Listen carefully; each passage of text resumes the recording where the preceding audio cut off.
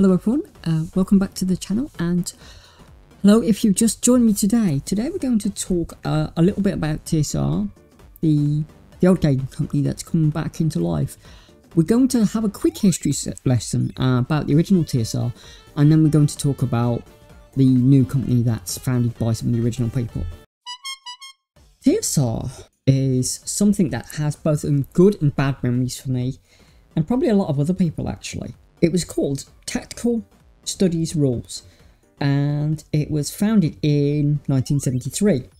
It was founded by Dave Arneson, Gary Gygax and Don Kay in October 1973. This was done to self-publish their own products. They needed financial backing, so Kane brought in Brian Bloom as an equal partner. When Kane died in 75, the partnership was restructured into TSR, and it became a major force in the gaming industry with D&D as its major product. By the late 1970s, Bloom transferred his shares to his son Kevin, making the two Bloom brothers the largest shareholders in TSR.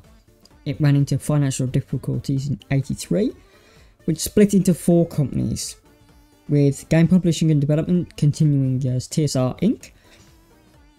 The Bloom brothers sold their shares to Lorraine Williams, who in turn engineered Gygax's removal from the company in 85. TSR lost prosperity under Williams, but by 95 had fallen behind their competitors in sales.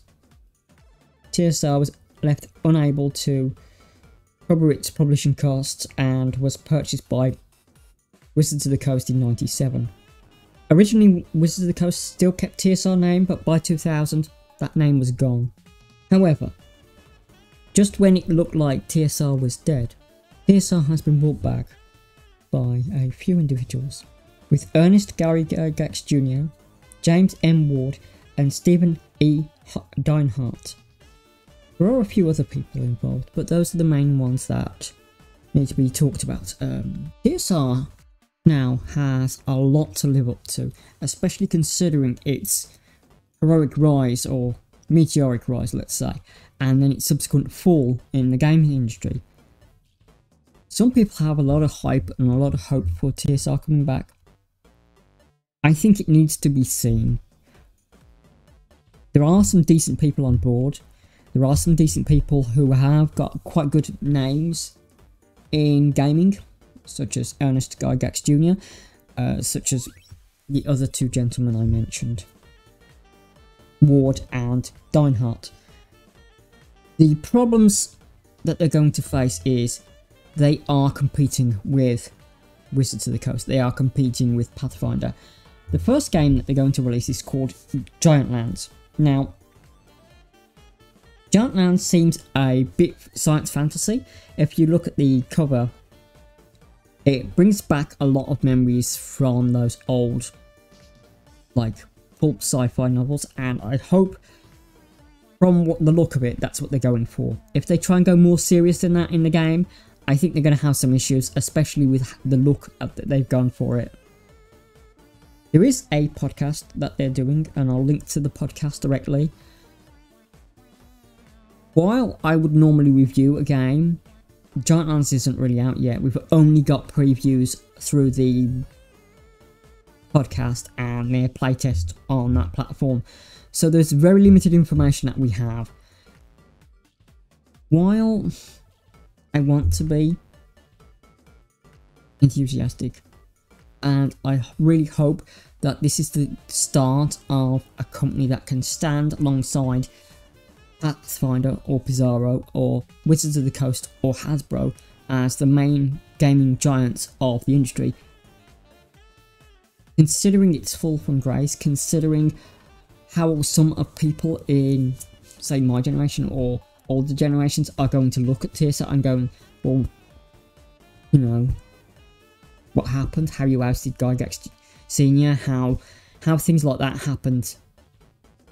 They'll have some very, if not tainted memories, upsetting memories of how D&D fell and was bought by Wizards of the Coast, and then obviously we had 3.0, and then we had 3.5, and then we had 4th and 5th now. Whichever your favourite D&D edition is, I'm not going to make any... They're all got pluses and minuses. I've made my favourite pretty clear on other platforms, but they've all got pluses and minuses. I would say that the one with the most issues is 4th. I'd say 5th is pretty good. 3.5 is my favourite. 2nd and 1st have some issues. There's some good points, there's some bad points. So that's TTRPG Tuesday basically. We're just gonna look at that. We don't have much more information. I just wanted to bring that to everyone's attention. So Spelljammer content will continue. We're going to look at another conversion for Ravenloft into Spelljammer this week, because there was a domain jam for the Ravenloft setting, and there's done quite a few of those, and I want to try and cover a couple of that are related to the Spelljammer content, especially because so far we're just going to go through a lot of races, and it's going to take masses of videos to go through every one. I'll try and condense them a bit more, but to give them the attention that they deserve, attention that they need for the setting, it does need to be about 2 or 3 a video. Okay then. Thank you everyone for watching. Take care of yourselves. Have a nice day and bye.